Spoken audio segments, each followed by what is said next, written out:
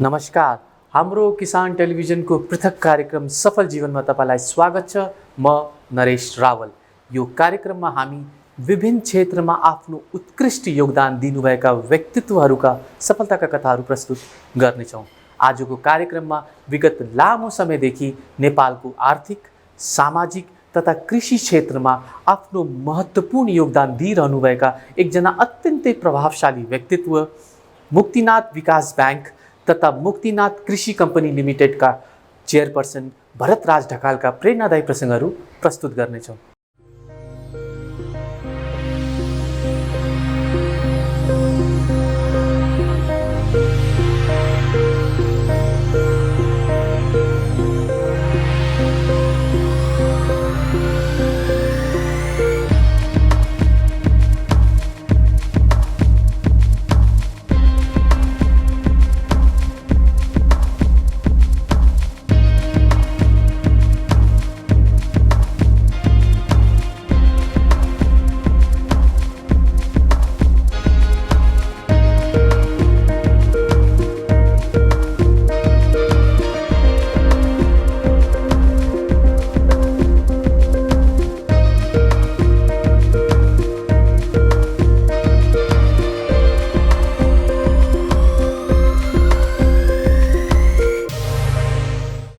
Muktinath group नेपालको एउटा प्रतिष्ठित र विश्वासिलो पहिचान भएको संस्था हो। मुक्तिनाथ विकास बैंक तथा मुक्तिनाथ कृषि कम्पनी लिमिटेडका चेयरम्यान भरतराज ढकाल नेपालका प्रख्यात बैंकर तथा व्यवसायी हुनुहुन्छ। इमानदारिता, समर्पण, कर्तव्यनिष्ठा र कार्यान्वयनलाई नै आफ्नो जीवनको मूल सिद्धान्त बनाएर अघि बढिरहनु भएका भरतराज ढकालको समाजमा आफ्नो छुट्टै पहिचान रहेको छ। नेपालको प्रगतिलाई अगाडि बढाउनुको एकमात्र बाटो देशमा शान्ति, आर्थिक तथा कृषि क्षेत्रको उन्नति हो भन्ने उहाँको भनाइरहेको छ। करिब 20 वर्ष भन्दा पनि बढी नेपालको विकासमा आफ्नो जीवन नै सुम्पिनु भएको छ। राष्ट्रिय र अन्तर्राष्ट्रिय स्तरमा विभिन्न सम्मानद्वारा सम्मानित समाजसेवी भरतराजको जन्म 2030 सालमा स्याङ्जा जिल्लामा भएको हो।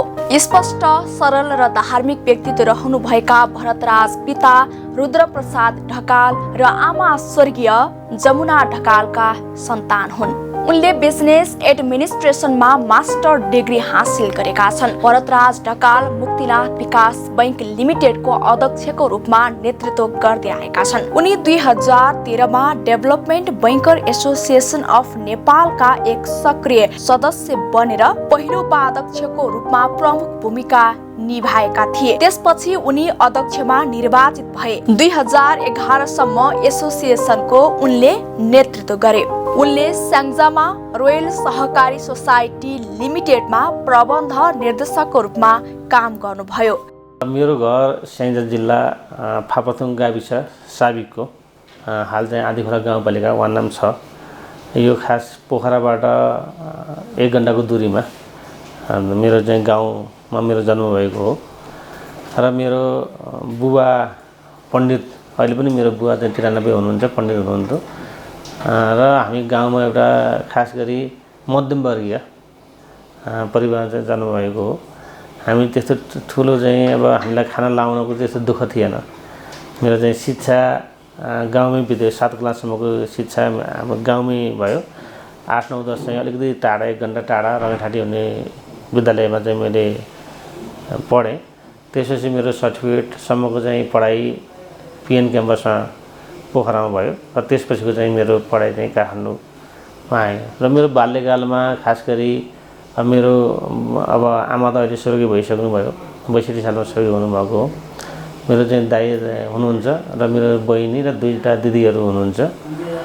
र हामी पढ्ने कुराहरू अब गाउँमा खास त्यति बेला चाहिँ हाम्रो गाउँ अहिले पनि हेर्ने हो भने पढाइमा अलिकति तेज थियो। अहिले पनि खास गरी फापरथुमका ढकाल भन्छन् हैन। हाम्रो सबैले चाहिँ पढेर हामी लोकसेवा पास गर्ने, सरकारी जागिर खाने हैन, सबैको चाहिँ चाहना त्यो हुन्थ्यो भने मेरो चाहिँ त्यति बेलाको चाहना खास गरी पढेर चाहिँ लेक्चर हुने हैन, प्राध्यापक हुने, क्याम्पसमा पढाउने भन्ने चाहिँ सोच थियो।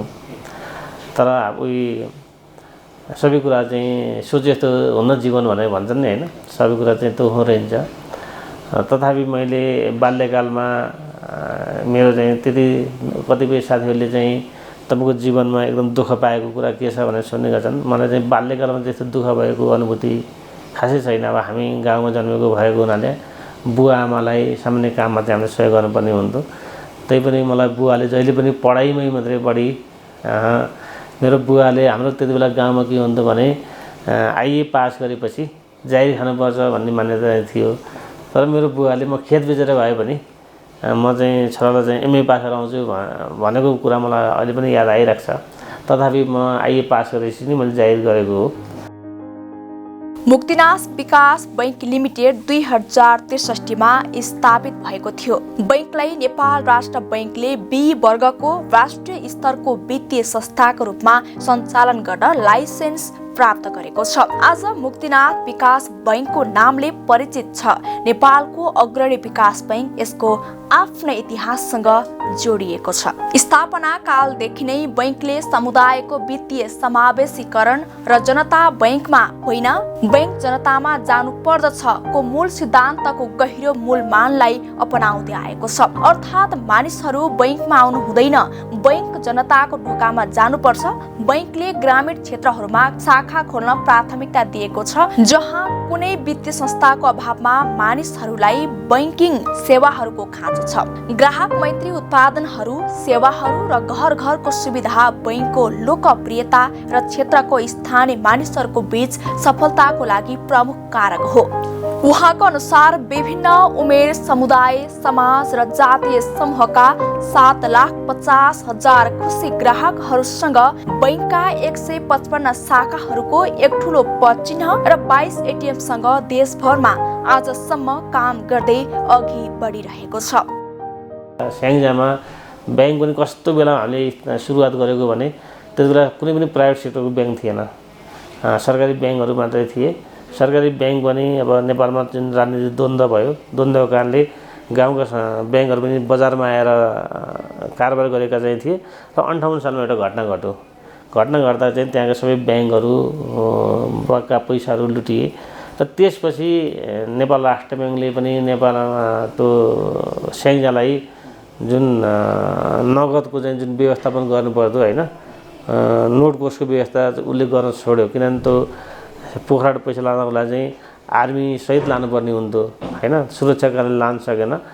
र त्यो 58 सालपछि 5,000को चेक साट्नु पऱ्यो, 5,000 माथिको चेक साट्नु पऱ्यो, पोखरा आउनु पर्थ्यो। त्यहाँको कर्जा पाउने भने चाहिँ कुनै सम्भावना नै थिएन कुनै पनि व्यवसायीले। त्यही हाम्रो सहकारी, रोयल सहकारी लगायतका केही 1-2वटा सहकारीहरू चाहिँ थिए। ती सहकारीले जति दिए त्यसैमा चाहिँ हाम्रो व्यवसायीहरूले चाहिँ आफ्नो चाहिँ खाँचोहरू टार्नुपर्ने अवस्था चाहिँ थियो। र अब त्यो बेला त्यो बिचमा चाहिँ मैले बैंक खोल्ने कुरामा धेरै अब्स्ट्याकलहरू पनि आए। मानिसहरूले विश्वास नगर्ने होइन, भर्खर एउटा सहकारी चलाइरहेछ होइन, अब बैंक भनेको त फरक कुरो। अब अनि स्याङ्जा ठाउँमा फेरि द्वन्द्व पनि भइसकेको थिएन, व्यवस्थापन भइसकेको अवस्था चाहिँ थिएन। र मैले 30 जना साथीहरूलाई विभिन्न चरणमा वार्ता गरेर कुरा गरेर कन्भिन्स गरेर मैले यो बैंक स्थापना गरेँ। र बैंक खोलिसकेपछि म सुरुकै सिइओ आफै भएँ। सिइओ भएँ। मैले ओभरअल बोर्डको पनि मैले काम म आफैले गर्दै भन्दा हुन्थ्यो त्यति बेलाको। अनि व्यवस्थापनको काम पनि मैले गर्थेँ। र निजी क्षेत्रको बैंक खोलियो। बैंक खोल्दाखेरि चाहिँ कस्तो भयो भने सुरुको मलाई एकदमै मैले धेरै ठाउँमा यो भन्ने पनि गर्छु, 10,000 कार्ड हामीले बाँड्यौँ सुरुको दिन। 10,000 कार्ड बाँड्दाखेरि हामीले कम्ती 1,000 खाताहरू खोल्छन्। 1,000 खाताहरू खोल्नको लागि चाहिँ हाम्रो जनशक्ति व्यवस्थापन चाहिँ राम्रो हुनुपर्छ भनेर हामीले अलिकति बाहिर संस्थाहरूबाट कर्मचारीहरू हायर गरेर राखेका चाहिँ थियौँ।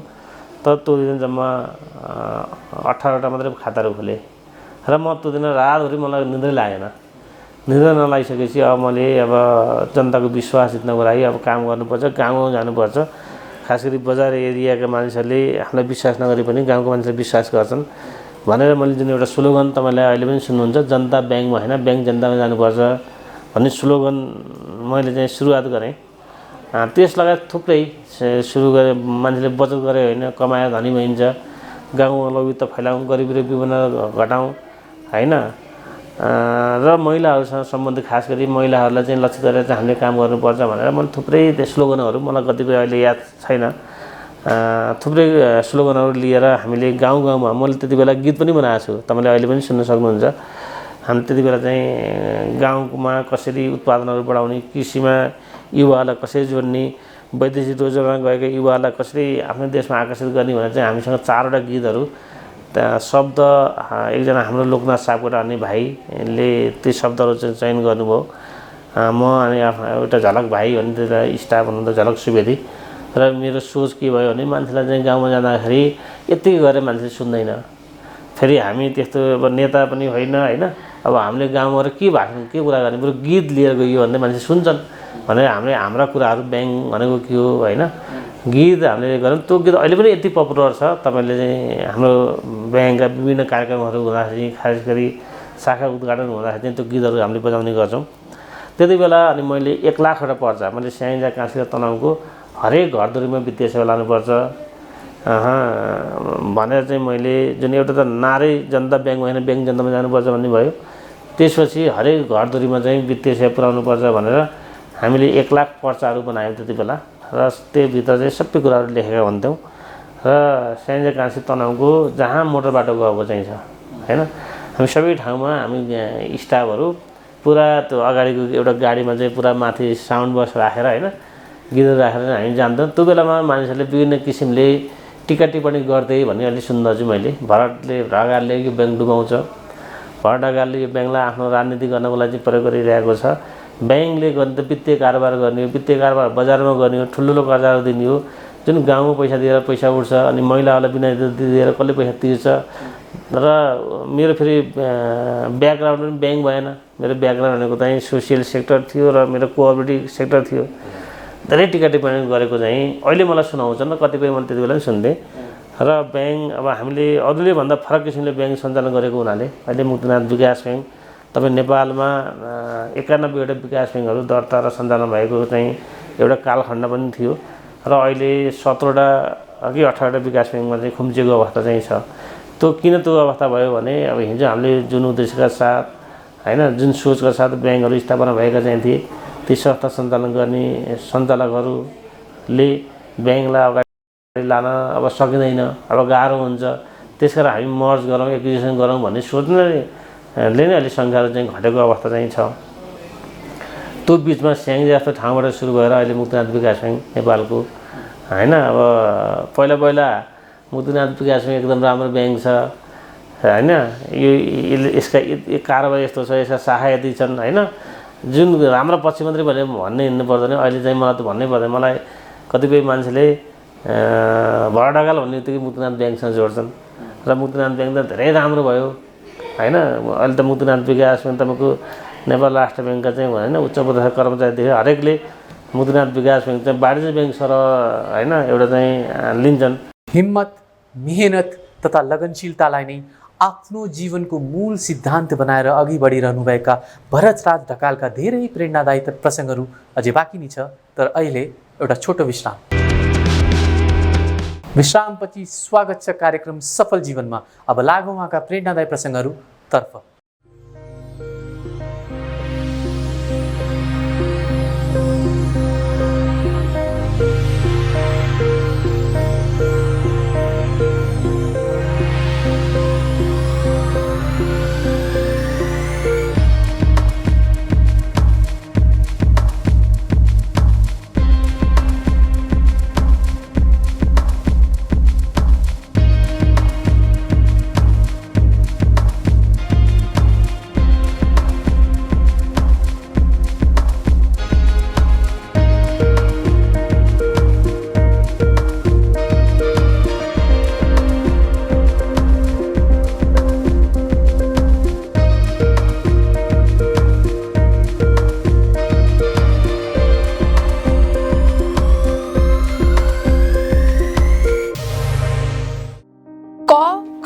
र ग सिक्री उमेरमा उहाँ समाजमा व्याप्त गरिबहरूको दुःख र पीडालाई बुझ्न थाल्नुभयो र यसको लागि आफ्नो योगदानको विषयमा चिन्तन गर्न थाल्नुभयो। देशको निस्वार्थ सेवाको बाटो उहाँले समाज सेवामा देख्नुभयो र यसलाई आफ्नो जीवनको लक्ष्य बनाउनुको साथै अगाल्न थाल्नुभयो। आफ्नै नेतृत्व र अरूलाई समेत प्रेरणा जगाएर देशमा विभिन्न सामाजिक कार्यक्रमहरू सञ्चालन गरेर सेवा पुर्याइराख्नु भएको छ। मानव समाज सेवाको लागि दिनरात खटेर उदाहरण बनेका व्यक्तित्व भरतराज समाजका सबै वर्गका मान्छेहरूको लागि प्रेरणाको स्रोत हुनुहुन्छ। विभिन्न आर्थिक र सामाजिक कार्यक्रमहरूको सफलताको श्रेय संस्थासँग आबद्ध भएका प्रत्यक्ष र अप्रत्यक्ष कार्यरत कर्मचारीको मेहनत र इमानदारितालाई उहाँ दिनुहुन्छ। मेरो सुरुदेखिमा के थियो भन्नुहुन्छ भने अरूकोभन्दा मेरो फरक थियो, मेरो सोचै फरक। मैले जब गाउँमा महिलाहरूलाई बिना ऋण दिनुपर्छ भनेर हामीले ऋण दिने बेलामा मैले कर्मचारीहरूलाई भन्ने गर्थेँ, यो हामीले गरिबको लागि काम गरिरहेका चाहिँ अवस्था चाहिँ छ, विपन्न वर्गको लागि हामीले काम गरेको अवस्था हुँदा चाहिँ हाम्रो कारणले उनीहरूको चाहिँ जीवनमा सकारात्मक परिवर्तन आउनुपर्छ। नकारात्मक परिवर्तन आयो भने त्यसले चाहिँ हामीलाई ठुलो चाहिँ समस्या त्यसले चाहिँ सिर्जना गर्न सक्छ। त्यसकारण हाम्रो कर्मचारीहरूले एकदमै आफ्ना दिदीबहिनीहरूलाई चाहिँ होइन एउटा पारिवारिक वातावरणमा सेवा दिनुपर्छ र उनीहरूलाई चाहिँ हामी एउटा सहयात्री होइन एउटा साथीको रूपमा काम गर्नुपर्छ भने हामीले उनीहरूलाई कर्जा दिने बेलामा यो पैसा आयोजनको क्षेत्रमा खर्च गर्नुहोस्, होइन कृषिमा खर्च गर्नुहोस् र यसले चाहिँ तपाईँले मुनाफा आर्जन हुने क्षेत्रमा खर्च गर्नुहोस् भनेर हामीले भन्ने गर्थौँ।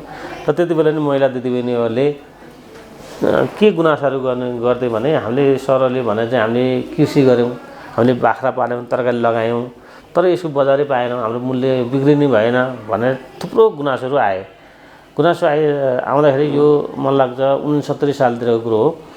र जब उनीहरूको गुनासोहरू बढी आउन थाले अनि मैले नेपाल राष्ट्र ब्याङ्कका उच्च पदस्थ कर्मचारीहरूसँग कुरा गरेँ, अब यदि साँच्चै नेपालमा कृषि क्षेत्रको विकास गर्ने हो भने यो ब्याङ्क कृषि क्षेत्रमा ब्याङ्कले कर्जा लगानी गरेर मात्रै उत्पादन बढ्दो रहन्छ। त्यो नेपालको उत्पादनलाई चाहिँ दिगो बनाउने होइन उत्पादन वृद्धि गर्ने हो भने यो वित्तीय सेवा सँगसँगै गैर वित्तीय सेवा, खास गरी उत्पादन पूर्वका कृषि सामग्रीहरू, मल बिउ मेसिनरी सामानहरू र उत्पादनको पिरियडमा टेक्निकल सर्भिसहरू होइन कुन मौसममा के लगाउने होइन अथवा कुनै पनि उत्पादनमा चाहिँ रोग किरा आयो भने के औषधिहरू गर्ने र उत्पादन पश्चात त्यसको बजार ग्यारेन्टी गर्ने।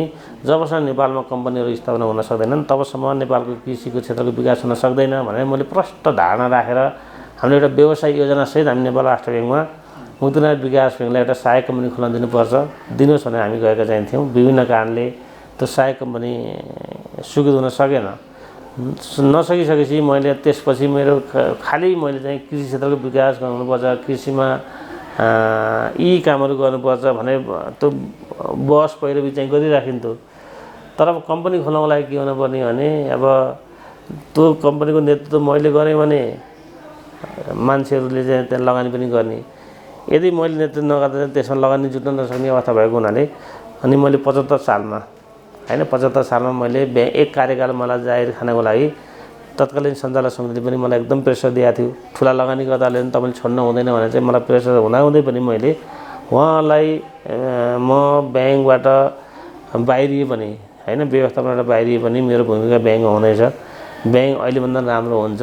हामीले किनभने ब्याङ्कको फाउन्डेसन एकदम राम्रो छ, यसले लिएको सोच होइन भिजन एकदम राम्रो छ र हामीले सिइओ राम्रो मान्छे नियुक्ति गऱ्यौँ, उच्च व्यवस्थापनमा राम्रो मान्छे नियुक्ति गऱ्यौँ र सञ्चालक समितिले राम्रो तरिकाले काम गऱ्यो भने मनाउँदा पनि चल्छ भनेर मैले उहाँलाई होइन धेरै कुराहरू गरेर उहाँहरूलाई कन्भिन्स गर्ने काम गरेँ। उहाँले कन्भिन्स हुनुभयो र मैले एक कार्यकाल चाहिँ मलाई जाहिर खाने अवसर थियो, मैले छोडेर अनि यो मुक्तिनाथ कृषि कम्पनी हामीले स्थापना गऱ्यौँ र यो उहाँले स्याङ्जा जिल्लाको बाल कल्याण समितिको अध्यक्षको रूपमा, मानव अधिकार र शान्ति समाजको संस्थापकको अध्यक्षको रूपमा, भगवती उच्च माध्यमिक विद्यालय व्यवस्थापन समितिको अध्यक्षको रूपमा, सहारा अनाथालयका निर्देशक र रुद्र जमुना शैक्षिक एकाडेमी अध्यक्षका रूपमा र सहारा ग्रुपको सचिवको रूपमा काम गर्नुभएको छ। उहाँका अनुसार कृषि देशको एउटा महत्त्वपूर्ण अङ्ग हो र देशको प्रगतिको लागि यसको राम्रो उपयोग गर्नुपर्ने उहाँको भनाइ छ। उहाँको अनुसार कृषिको नाममा धेरै योजना र कार्यक्रम बने पनि कृषि व्यावसायीकरण हुन सकिरहेको छैन। व्यवसायी भरतराजले पछिल्लो समय कृषि उद्यममा ठूलो लगानी विस्तार गरेका छन्। नेपालमा कृषि क्षेत्रको धेरै सम्भावना रहेको र यसको विकास र आधुनिकीकरणतर्फ ध्यान दिनुपर्ने अत्यन्तै आवश्यक रहेकोमा उहाँले जोड दिनु भएको छ। भोलिका दिनमा अब मुक्तिनाथ कृषि कम्पनीलाई हामीले हरेक जिल्लाहरूमा पुर्याउँछौँ। खास गरी हाम्रो कृषि कम्पनीको चाहिँ सोच के हो भन्नुहुन्छ भने मैले अगाडि पनि भने मानिसको सबैभन्दा ठुलो खर्च खानामा हुन्छ। राज्यले सबैभन्दा बढी के सोच्नुपर्छ भने जनताको जीवन कसरी स्वस्थ बनाउने हैन। हामीले के बुझेनौँ भने हिजो नेपालमा जनसङ्ख्या कति थियो, हाम्रो बिरामीको सङ्ख्या कति थियो, हाम्रो हस्पिटलको सङ्ख्या कति थियो, अहिले हाम्रो जनसङ्ख्या कति छ, बिरामीको सङ्ख्या कति छ, हस्पिटलको सङ्ख्या कति छ, हिजोको तुलनामा आज के यो किन चाहिँ हाम्रो बिरामीहरू बढे भन्ने कुरामा हाम्रो राज्यले सोचेको छैन। त्यो बढ्नुको कारणै खानाले हो हैन। यदि हामीले हेल्दी फुडहरू खाएको भए हैन, हाम्रो आफ्नै माटोमा आफ्नै जमिनमा उत्पादन गरेको कुरा खाएको भए मान्छे यति धेरै बिरामी हुन्थेन।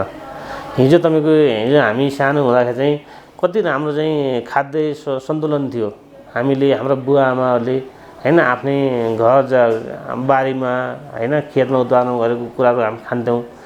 सबैको खेतीबारी थिएन, उनीहरूले किन्दाखेरि पनि हैन चामल मकै कोदो सबै कुराको सन्तुलित थियो। त्यसले गर्दाखेरि त्यति बेलाको जुन हाम्रो परिवारको चाहिँ खाद्यान्न सन्तुलन हुँदाखेरि चाहिँ राज्यको चाहिँ पनि सन्तुलित थियो। हामी आयात र निर्यात तपाईँले हेर्नुहुन्छ भने त्यति बेला हामीले धान उत्पादन निर्यात गरेका कुराहरू पनि अहिले आउँछन्। त्यो हाम्रो खानै सन्तुलित थियो, हाम्रो बाबुबाजेले त्यो बनाएका चाहिँ थिए। तर पछिल्लो क्रममा नेपालमा जब राजनीतिक परिवर्तनहरू भए, राजनीतिक द्वन्द्वहरू सुरु भए, युवाहरू विदेशिन थालेपछि रेमिटेन्स आउन थालेपछि हामीले उत्पादनमा हामीले छोडिदियौँ हैन, उत्पादन गर्न छोड्यौँ। हामी सबै के भयौँ, उपभोगवादी भयौँ कि। हिजो हामी उत्पादनमुखी हातहरू, अहिले चाहिँ हामी उपभोगमुखी भयौँ।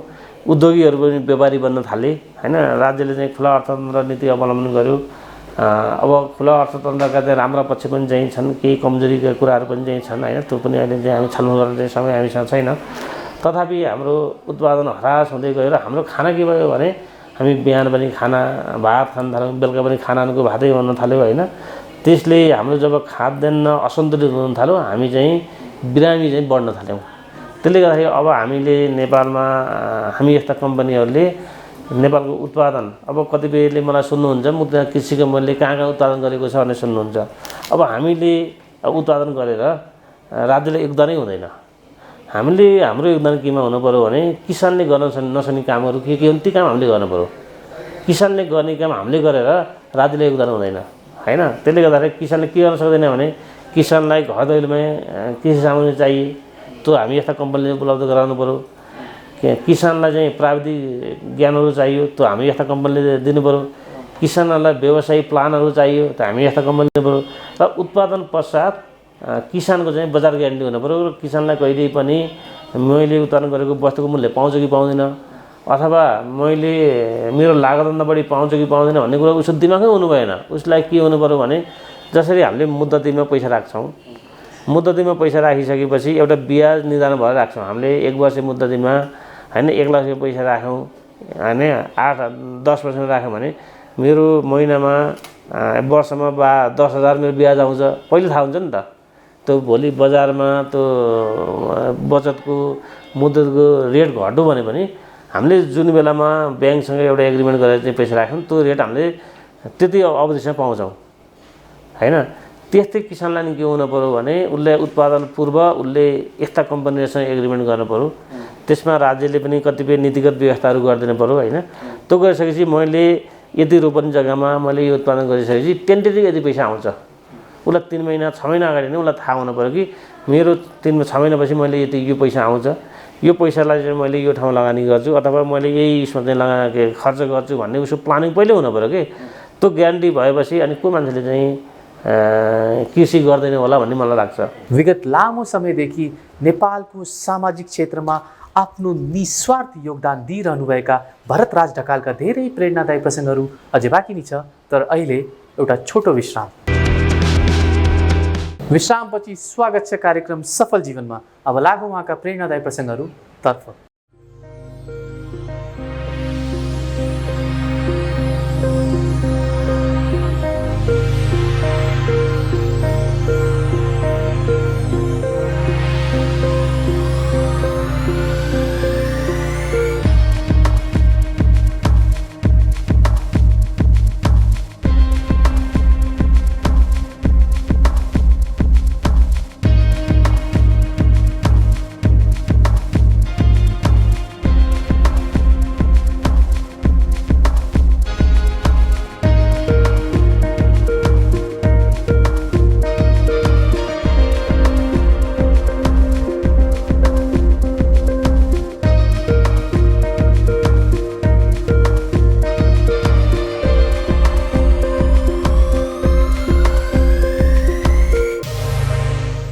नेपाली कृषिमा दिगो आर्थिक रूपान्तरणको लागि उत्पादक र उपभोक्ताको बीचमा व्यवस्थापकीय काम गर्ने उद्देश्यले विक्रमसम्म 2075मा मुक्तिनाथ विकास बैंकको प्रमुख लगानी सहित नेपालमा विभिन्न व्यावसायिक क्षेत्रमा ख्याति प्राप्त व्यक्तिहरूको लगानीमा स्थापना भएको पब्लिक लिमिटेड कम्पनी हो मुक्तिनाथ कृषि कम्पनी लिमिटेड। मुक्तिनाथ कृषि कम्पनी बिल्कुल मुनाफा कमाउने उद्देश्यमा मात्र सीमित छैन। यसले देशमा कृषि उद्यमको विकास गरी बढी भन्दा बढी कृषकहरूलाई गुणस्तरीय सेवा प्रदान गर्ने तथा गुणस्तरीय सेवा कृषकसम्म पुर्याउन ओडा, गाउँपालिका, नगरपालिका र जिल्लामा स्थापना भइसकेका तथा नयाँ स्थापना गरी व्यवसाय चाहने सहकारी कृषि कम्पनी तथा फर्महरूलाई व्यापक रूपमा पुर्याउने उद्देश्य राखेको छ। त्यस्ता संस्थालाई प्रबन्ध गरी स्थापित गराउनेछ।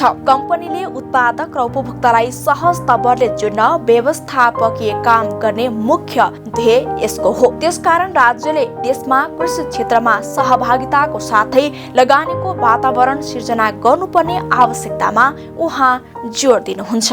हामीले बजारमा के सोच्यौँ भने किसानसँग कृषि सहकारी जोड्ने, उपभोक्तासँग चाहिँ बजारका सहकारी जोड्ने। जुन अहिले बजारमा अहिले जुन घरमा हामी यहाँ अफिस राखिरहेका छौँ यो रोयल कोअपरेटिभ चाहिँ आफ्नै बिल्डिङ हो। यसको यत्रो संरचना आफै बनाइसकेको छ। योसँग अरबौँको यसले कारोबार गरिरहेको छ। अब बजारमा रहेका सहकारी संस्थाहरूले बचत तथा ऋणको मात्रै कारोबार गरिरहेका छन् भने अब उनीहरूले चाहिँ आफ्नो कारोबारलाई चाहिँ विकेन्द्रीकरण गर्न सकेनन् अथवा त्यसलाई विविधीकरण गर्न सकेन भने यी संस्थाहरू रहन सक्दैनन्। किनभने अब त ब्याङ्कहरू नै सानो सानो कर्जा ब्याङ्कले लगानी गर्न थाले, सस्तो ब्याज दरमा ब्याङ्कहरूले कर्जा लगानी गर्न थालिसकेका छन्। नेपालमा विभिन्न किसिमका पोलिसीहरू खास गरी सम्पत्ति शुद्धिकरण सम्बन्धी होइन आफ्नो स्रोत अब पैसा जम्मा गर्दा स्रोत खुलाउनु पर्ने, ऋण लिँदाखेरि चाहिँ इन्कम पनि स्रोत देखाउनु पर्ने लगायत जुन प्रावधानहरू चाहिँ छन् बिस्तारै अहिले त ब्याङ्कमा चाहिँ फुल्ली कार्यान्वयन भएको छ भने बिस्तारै ती कुरा चाहिँ सहकारी संस्थामा नै आउँछन्। त्यो आइसकेपछि सहकारी संस्थामा अहिले कारोबार गरिरहेका चाहिँ मानिसहरू चाहिँ भोलि स्वत ब्याङ्कमा चाहिँ डाइभर्ट हुन्छन्। ब्याङ्कमा डाइभर्ट भएपछि यी सहकारी संस्थाहरूको चाहिँ कारोबार चाहिँ घट्दै जान सक्छ। त्यसले गर्दाखेरि अब यिनीहरूले चाहिँ आफ्नो कारोबारलाई के हुनु पऱ्यो भने अब उपभोक्तासँग जो आफ्ना सदस्यहरूलाई के कुरा चाहिन्छ, शिक्षा, स्वास्थ्य लगायत चाहिँ खास गरी अब अहिले दैनिक उपभोग्य वस्तु होइन अब का कुराहरूमा चाहिँ यी सहकारी संस्थालाई चाहिँ लगाउने। राम्रो उत्पादन छ भने मार्टबाट चलाउँछन् होइन। अब हामी के छ तपाईँ नेपालमा अर्को एउटा समस्या भने हामी हरेकको हाम्रो जस्तै हामी रेस्टुरेन्टको कुरा गर्ने भने मान्छेको आर्थिक हैसियत अनुसार मान्छेले रेस्टुरेन्ट चुज गर्छ होइन। उच्च वर्गको नेपालमा सुनाउँ भने उच्च वर्गको चाहिँ दरबारमा जान्छ होइन। मध्यम वर्गको चाहिँ महाराज अथवा चोकका रेस्टुरेन्टमा जाला। विपन्न वर्गको चाहिँ अथवा कमजोर चाहिँ कस्ता चाहिँ भट्टीहरूमा जाला आफ्नो चाहिँ रेस्टुरेन्ट चुज गर्दाखेरि। तर हामी एग्रिकल्चर अथवा हामी दैनिक उपभोग्य वस्तुहरू चाहिँ को मार्केट हेर्ने हो भने धनी जाने पनि त्यही हो, गरिब जाने पनि त्यही हो कि। अब यसलाई हामीले ग्रेडिङ गर्ने बित्तिकै किसानले लागत गुमाउनै पर्दैन कि। त्यसले गर्दाखेरि हामीले के गर्न खोजेको भने अब उच्च वर्गको लागि हामीले मार्टहरू चलाउन सक्छन् सहकारी संस्थाहरूले होइन। विपन्न वर्ग गरिब अथवा सबै सर्वसाधारणको लागि चाहिँ उनीहरूले बजार चलाउन सक्छन्। तर उनीहरूले चाहिँ त्यो बजारमा चाहिँ बेच्नको लागि चाहिँ सामान त चाहियो। त्यो सामान चाहिँ कसले सप्लाई गर्नु यस्ता कम्पनीले गर्नु पऱ्यो बिचमा बसेर बुझ्नुभयो नि। उत्पादनसँग गाउँमा सहकारी कृषि सहकारी संस्था हुन्छ। त्यो सहकारीलाई चाहिने कुरा चाहिँ यस्ता कम्पनीले उपलब्ध गराउँछन् र त्यो सहकारीबाट उत्पादन गरेको कुरा सबै क्लिनिङ ग्रेडिङ के गर्नुपर्छ ती कुरा चाहिँ यस्ता कम्पनीले चाहिँ गरेर चाहिँ कोल्ड स्टोरमा राख्ने, वेयरहाउसमा राख्ने काम गर्छन्। अब राष्ट्रिय बजारमा लाने हो कि अन्तर्राष्ट्रिय बजारमा लाने हो कि आज लाने हो कि भोलि लाने हो बजारको माग अनुसार आवश्यकता अनुसार यी सहकारीले चाहिँ पहिले एनालाइसिस गरेर चाहिँ बनाएका हुन्छन्। र बजारमा खास गरी चाहिँ धनी बस्ने ठाउँ त बजार हो, बढी उपभोक्ता भएको ठाउँ त बजार हो। अनि गाउँ यी सहरका सहकारी मार्फत चाहिँ वितरण गर्न चाहिँ यिनले चाहिँ बिचको काम गर्छन्, पुलको काम गर्छन्। त्यो भइसकेपछि के हुन्छ नि त तपाईँको के हुन्छ भने जब संस्थागत रूपले हामी दैनिक उपभोग्य वस्तुहरू चाहिँ जब वितरण प्रणालीको सुरुवात हुन्छ, मूल्य पारदर्शी हुन्छ, गुणस्तरको कुराहरू त्यहाँ आउँछ, राज्यलाई अनुगमन गर्न सजिलो हुन्छ र उपभोक्ताले आफूले खोजेको कुरा जति बेला पनि पाउन सक्छ कि। अब अहिले हामी हेर्नु त त्यो चोकचोकमा जान्छौँ होइन, तरकारीको पसलहरू देखेका छौँ होइन। त्यो अब त्यसले एउटा रोजगार त सिर्जना गरेको होला तर त्यसले चाहिँ तपाईँको उपभोक्ताले खोजेको वस्तु त्यहाँ हुँदैन नि त। उसले कुनै तपाईँ एउटा पसलमा गएर कुनै पनि एउटा तरकारीको मूल्य फलफुलको अथवा तपाईँ अन्य भनौँ न दाल चामल के हो हाम्रो चुलोमा सबैभन्दा बढी के पाक्छ भन्ने हामीले हिसाब गर्ने हो नि त। सबैभन्दा बढी चामल पाक्छ होइन, तेल पाक्छ, दाल पाक्छ अथवा आलु तरकारीमा आलु पाक्छ। तर ती मूल्यहरू हामीले गएर सुनियो भने तेरो यो मूल्य यति हो भने पनि त्यो मूल्य कसरी भयो भने तपाईँले क्वेसन गर्नु भने उसले चाहिँ उत्तर दिन सक्दैन कि। तर तपाईँ त्यही कुरा संस्थाको रूपले गर्नुभयो भने उसले भन्छ, किनभने उसले लुकाउनै सक्दैन कि। तपाईँ कुनै एउटा व्यक्तिको पसलमा गएर किन्नुभयो 10,000 को सामान किन्नुहोस्, तपाईँले बिलै तपाईँले पाउनुहुन्न, तपाईँले बिल पनि खोज्नुहुन्न। तर तपाईँ संस्थाको एउटा चाहिँ संस्थामा गएर चाहिँ एउटा 10 रुपियाँको सामान किन्नुहोस्, तपाईँ लिन्न भने उसले चाहिँ त्यो बिल काट्नुपर्छ कि। तपाईँ लिनुहुन्न होला तर अनि त्यसले किन पारदर्शिता भयो नि त होइन। त्यो भएको भने एउटा विश्वसनीयता पनि बढ्दै जान्छ र हामी दैनिक उपभोग्य वस्तुलाई जबसम्म हामीले संस्थाको तर्फबाट वितरण गर्दैनौँ तबसम्म यो राज्यले यो यति मूल्य छ, यो अहिले चाहिँ 6% मूल्य वृद्धि छ, त्यो कुनै अर्थ छैन। नेपालको हो के का आधारमा मूल्य गरेर ल भन्नु त। अहिले तरकारीको मूल्य यति हो के का आधारमा भएको छ ल भन्नुहोस्। तपाईँ चामलको मूल्य यति भन्छ के का आधारमा छ।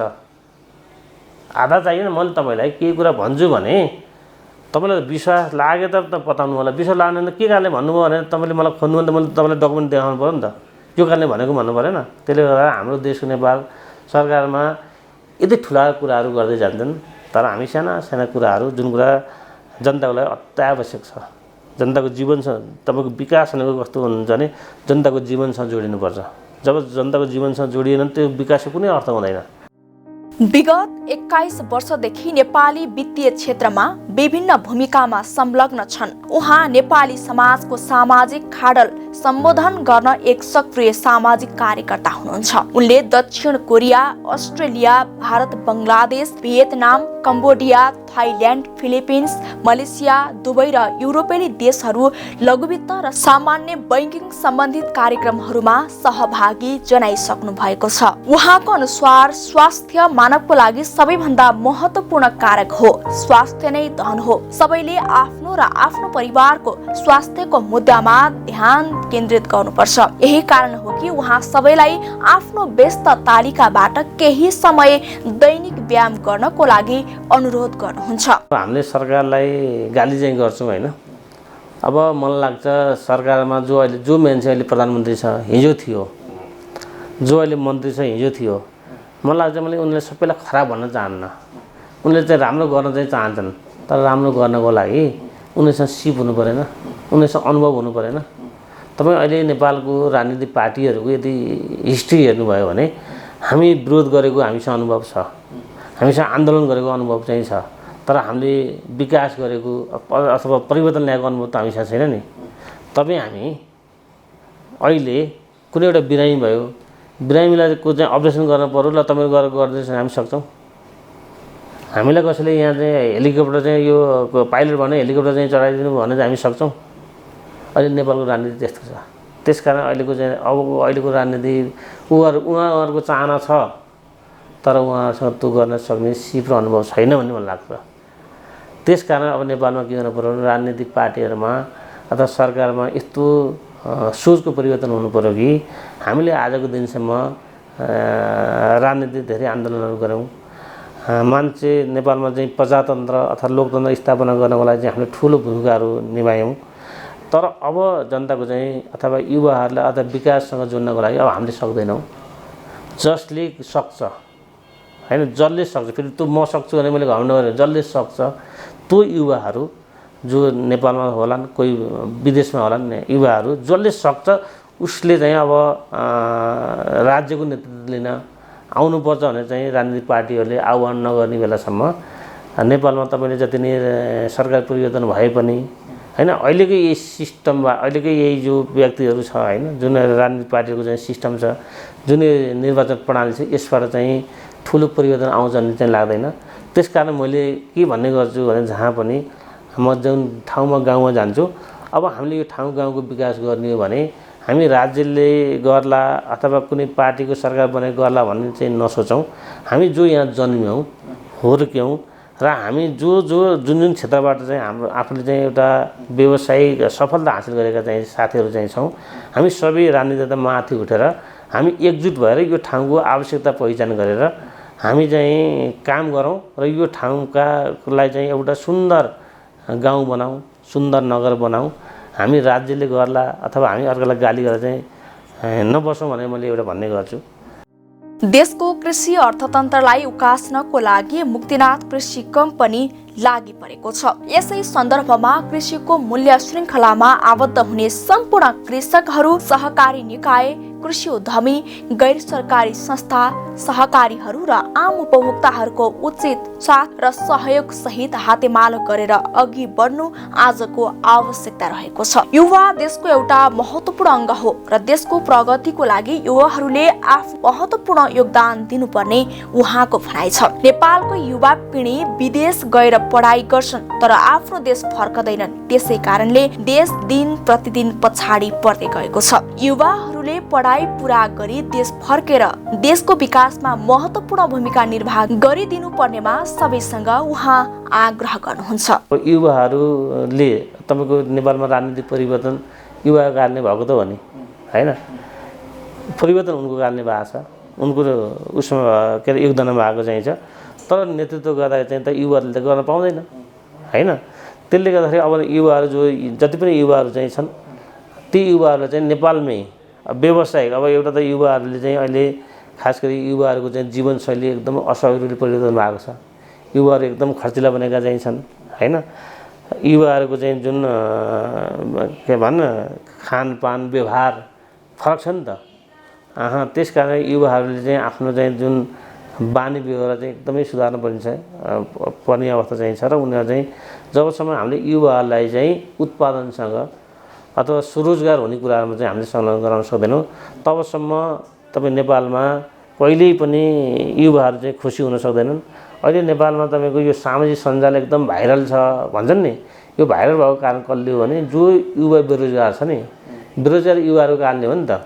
जो रोजगार छ उसलाई त फुर्सदै छैन। बेरोजगार युवाहरूले नै अहिले चाहिँ सामाजिक सञ्जाल भाइरल गरेको हुनाले हामी सबैको सरकारको ध्यान केमा जानु पर्यो भने नेपालमा स्वरोजगार कसरी सृजना गर्न सकिन्छ।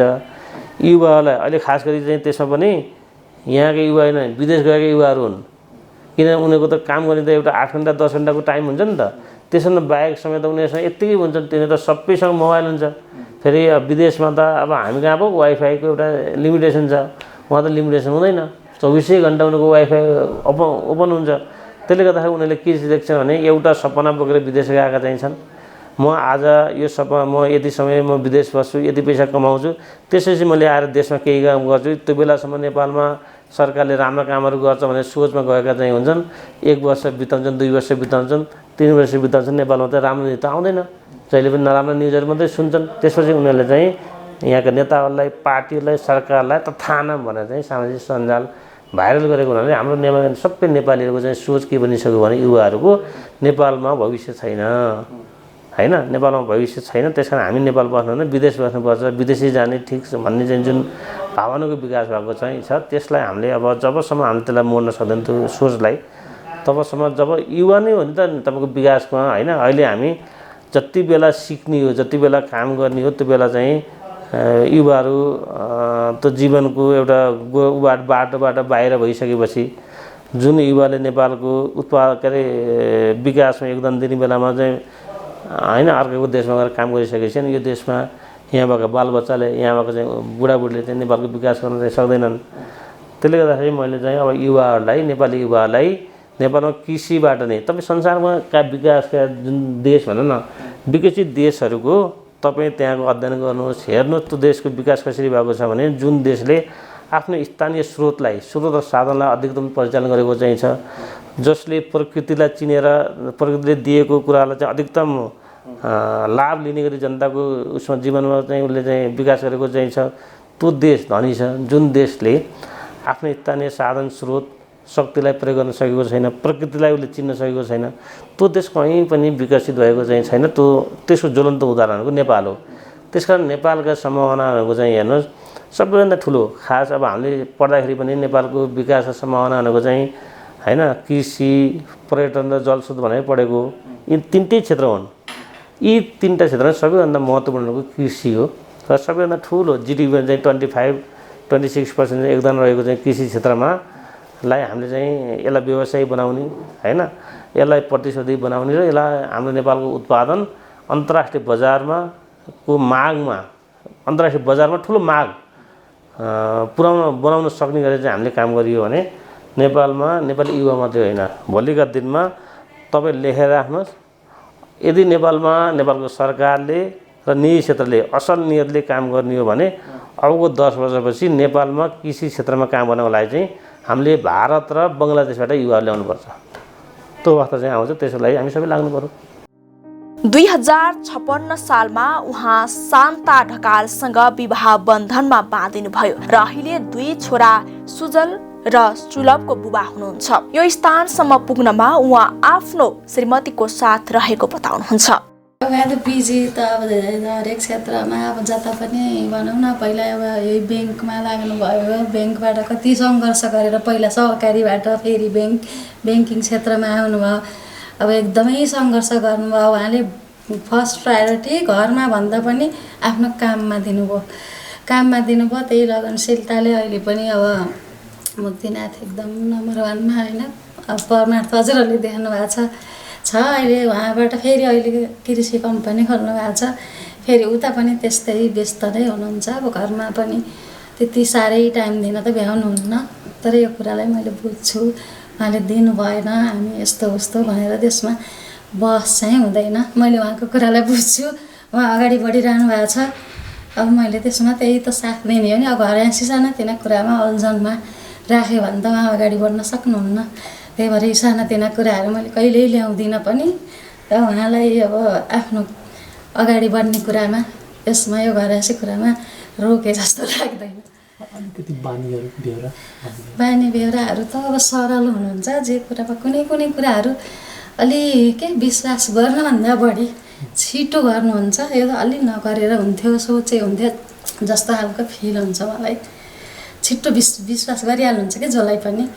अब भन्छ नि अहिलेको अब कुरामा मान्छेहरूले अलिकति बङ्ग्याउने क्यार्ने, यो अगाडि लागेको मान्छेहरूलाई त बिगार्नको लागि पनि त गरेका हुन्छन्। कुनै कुराहरू षड्यन्त्रकारी पनि हुन्छन्। अब हरेक कुराहरू पोजिटिभली जाँदाखेरि पनि नहुने हुन्छ क्या, कहिलेकाहीँ नेगेटिभ कुराले पनि सोच्नुपर्ने हुन्छ। उहाँ जे पनि पोजिटिभ जानुहुन्छ। त्यो कुरा कहिलेकाहीँ मैले यस्तो कुराहरूमा त अलि साह्रै नै पोजिटिभ हुनुभयो कि भन्ने जस्तो पनि लाग्छ। ठिकै छ, उहाँको त्यस्तै हो। व्यक्तिलाई जीवनमा सफलता हासिल गर्नको लागि भविष्यप्रति आशावादी हुनुपर्ने उहाँ सल्लाह दिनुहुन्छ। नेपाल देश एउटा शान्तिप्रिय देश हो र आपसमा झै झगडा नगरेर नेपालको विकासको लागि एकजुट भएर अगाडि बढ्ने हो भने अवश्य पनि नेपाल उन्नतिशील राष्ट्र हुन सक्नेमा उहाँको विश्वास रहेको छ। जनतालाई धैर्य र हिम्मतको साथ एकजुट हुने, मिलेर बस्ने र साथै नेपाल उन्नतिशील राष्ट्र बनाउनको लागि आफ्नो महत्त्वपूर्ण योगदान दिनेमा उहाँ सम्पूर्ण नेपाली जनतासँगै आग्रह गर्नुहुन्छ। हस् त आजको लागि यति नै। अर्को हप्ता कुनै नयाँ सङ्घर्ष र सफलताका कथा लिएर आउने नै छु। तपाईँ हेर्दै गर्नुहोला हाम्रो किसान टेलिभिजन। नमस्कार।